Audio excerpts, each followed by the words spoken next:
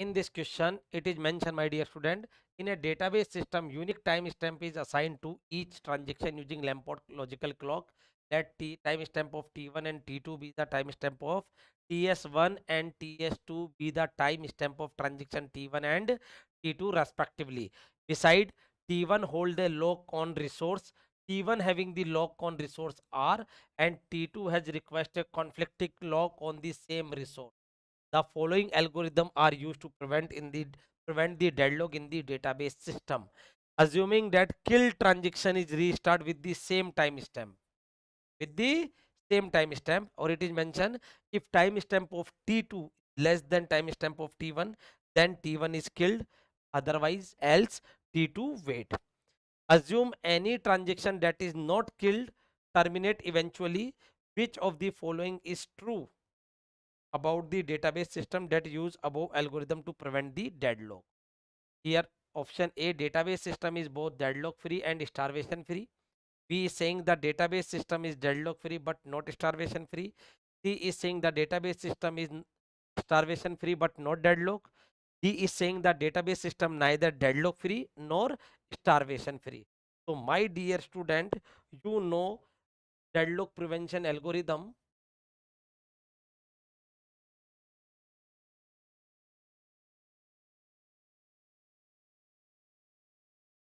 Wait die and bound wait. Wait die and bound wait.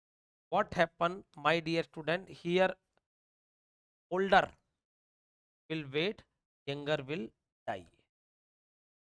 But what is the condition? If transaction Ti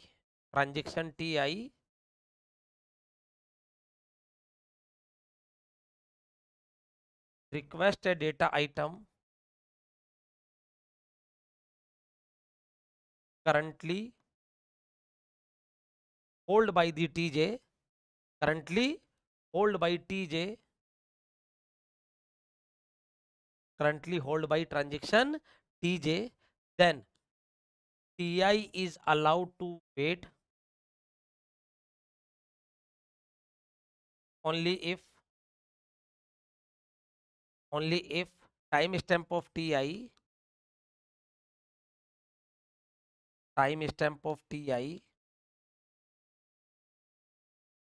is smaller than that of T, smaller than that of Tj, my dear. Otherwise Tj roll back. कब wait करेगा? जब इसका time stamp small होगा. और wound wait में क्या होता है माय डियर? बाउंड वेट में क्या होता है?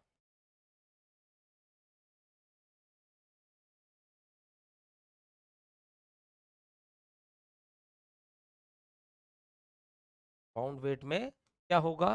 ट्रांजेक्शन Ti, अगर कोई ट्रांजेक्शन Ti है,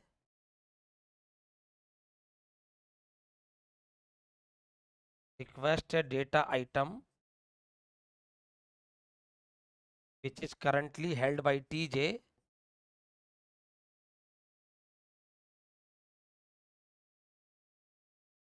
then Ti is allowed to wait only if time stamp of Ti, only if कब? जब उसका टाइम स्टैम्प ऑफ Ti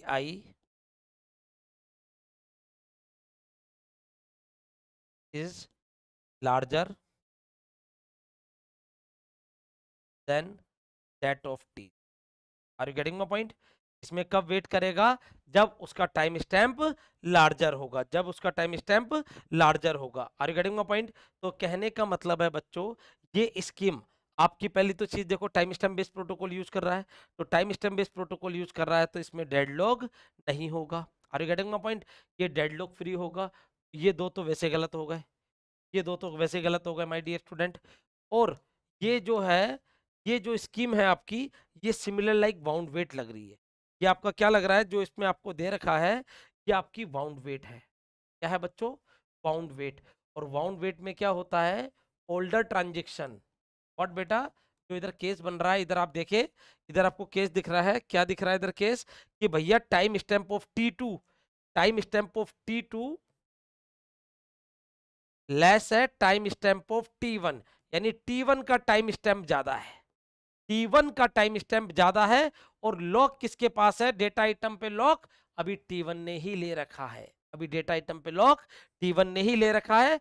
अगर T1 का ज्यादा है तो अपन किल कर देंगे। तो बच्चों ये आपका कैसा केस बन रहा है आपका, देखो इधर T1 और T2 को गलत तरीके से आप इंटरप्रेट कर रहे हो। T1 वो है इधर जिसने उधर लॉक ले रखा है, देखो वहां मैंने TI और TJ से रिप्रेजेंट किया है। तो इधर देखो आपका क्या हो रहा है, ये बाउंड वेट हो रहा है। बाउंड वेट में क्या होता है, ओल्डर ट्रांजेक्शन किल दी यंगर ट्रांजेक्शन, जो भी सिस्टम में आया है उसको किल कर देता है।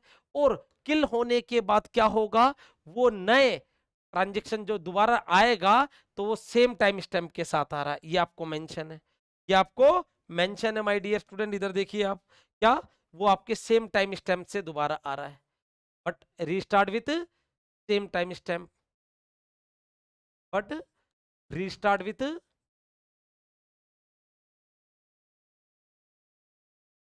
Same time stamp. तो बच्चों क्या हो रहा है, इधर सब काम जेन्युइन हो रहा है। एक तो क्या, less number of roll back भी आएंगे बाउंड वेट में, आपको पता ही है, और डेडलॉक तो आएगा ही नहीं। दूसरा क्योंकि डेडलॉक प्रिवेंशन की algorithm wait die and wound wait, but wait die में आपका रिवर्स एज पॉसिबल नहीं होता था। हियर क्या हो रहा है बच्चों, आपका जो पुराना ट्रांजेक्शन है वो नए ट्रांजेक्शन को किल कर रहा है, और थिंक इन प्रैक्टिकल मैनर कि पुराना वाला चाहता है कि उसको पहले मिले।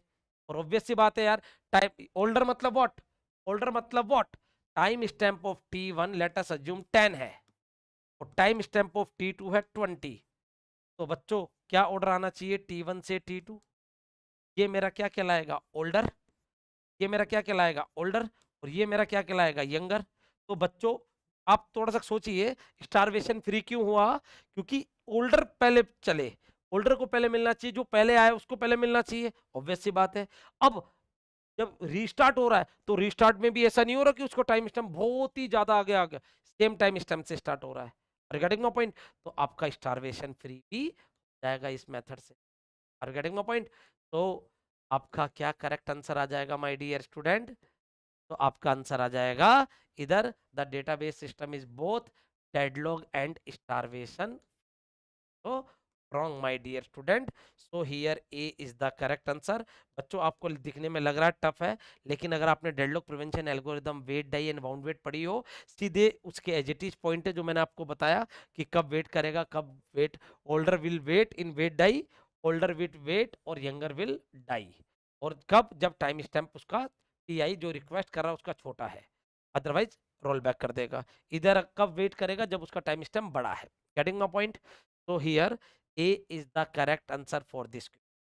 होप सो बच्चों, हो सकता है आपको कनेक्ट करने में तकलीफ हो रही हो, लेकिन आप एक बार wait die and wound wait algorithm का एग्जांपल समझोगे, उससे सीधे आपको क्लियर हो जाएगा ये जो बता रखा है सेम वो का वो सिचुएशन है, और उनमें वो डेडलॉक फ्री भी होता है और स्टारवेशन फ्री भी हो जाता है, लेसर रोल बैक भी आते हैं, और wound wait is performing good. So here the A is the correct answer कि both deadlock free and starvation free.